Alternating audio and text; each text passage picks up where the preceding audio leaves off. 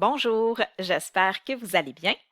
Comme vous l'avez constaté, je viens de publier les résultats du quiz numéro 4. Je vous invite donc à consulter la rétroaction qui est disponible sur le site du cours dans l'onglet Contenu et activités pour avoir une rétroaction sur cette évaluation.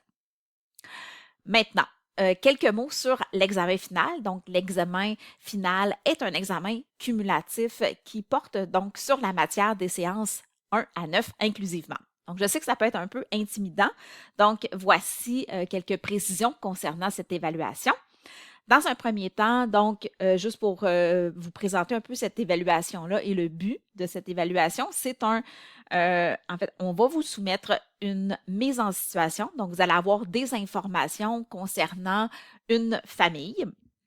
Et les membres de cette famille ont des préoccupations et vous allez avoir à répondre à leurs questions. Il s'agit donc d'un examen qui est dirigé. L'examen est corrigé sur 60 points.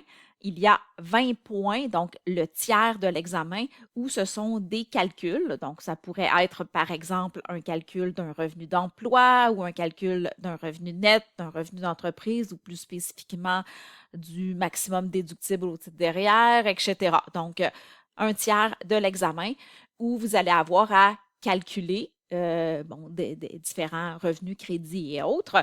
Donc, cette partie-là, bien évidemment, il va y avoir un suivi d'erreur. Et voilà, comme je vous le disais, c'est quand même dirigé.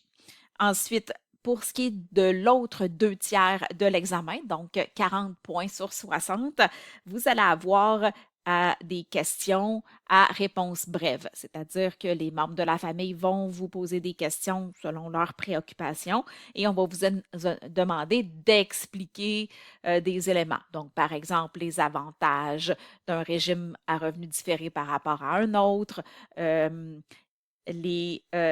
par exemple, les conditions requises pour bénéficier de tel crédit d'impôt, ou est-ce que c'est préférable que ce soit l'un des deux conjoints qui bénéficie de la déduction du crédit? Est-ce que c'est un choix? Est-ce qu'il existe quelque chose pour réduire leurs conséquences fiscales, etc. Donc, euh, comme c'est une évaluation qui porte sur l'ensemble de la matière, voici quelques éléments, en fait, quelques peut-être petites indications pour bien vous préparer.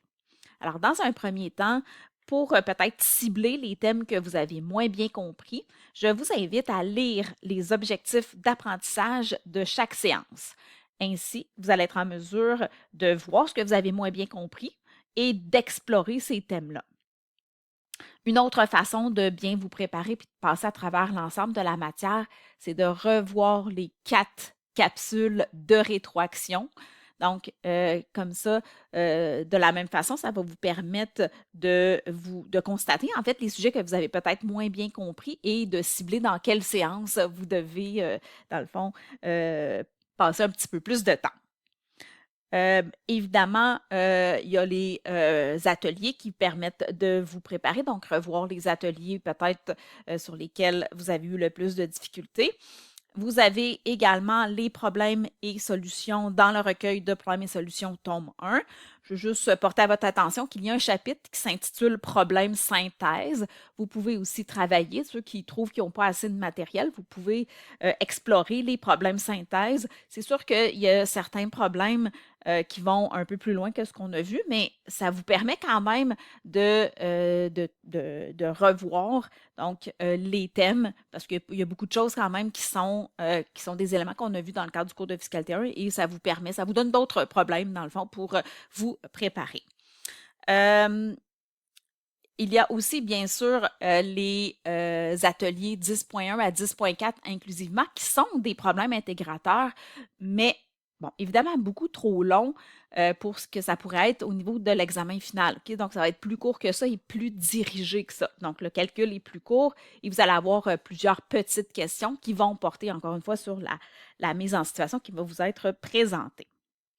Alors, également, pour lorsque vous allez vous présenter à l'examen, vous avez le droit d'avoir recours en fait à 3 documents. Premièrement, une annexe qui va être fournie à l'examen. Vous n'avez donc pas besoin d'apporter avec vous cette annexe-là. L'examen, l'annexe va, dans le fond, suivre le questionnaire de l'examen. Donc, ça va être vraiment présenté dans votre questionnaire. L'autre élément que vous pouvez apporter avec vous, c'est une feuille de format 8,5 par 11 sur laquelle vous allez pouvoir inscrire le contenu de votre choix. Alors, ça doit être, faites attention donc, de l'écriture manuscrite et non pas de l'écriture à l'ordinateur.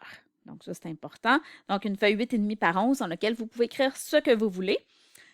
Et enfin, vous pouvez également apporter avec vous le guide fiscal CCH. Bien honnêtement, je pense qu'avec la feuille de format 8,5 par 11 et l'annexe qui est disponible à l'examen, vous avez suffisamment en main pour être en mesure d'être prêt et d'avoir sous la main là, les éléments qui vont vous être utiles pour répondre à l'examen. Mais par sécurité, vous pouvez toujours amener votre guide fiscal avec vous, mais faites attention donc de bien suivre les directives, c'est-à-dire que vous n'avez pas le droit d'écrire du texte dans le guide fiscal. Donc, vous pouvez l'annoter, mais en soulignant, surlignant, vous pouvez mettre une petite étoile, un petit cœur à côté donc de passages importants. Vous pouvez également utiliser des jeux de couleurs, mais vous n'avez pas le droit, je le répète, de retranscrire, par exemple, un exemple ou des définitions ou autre chose.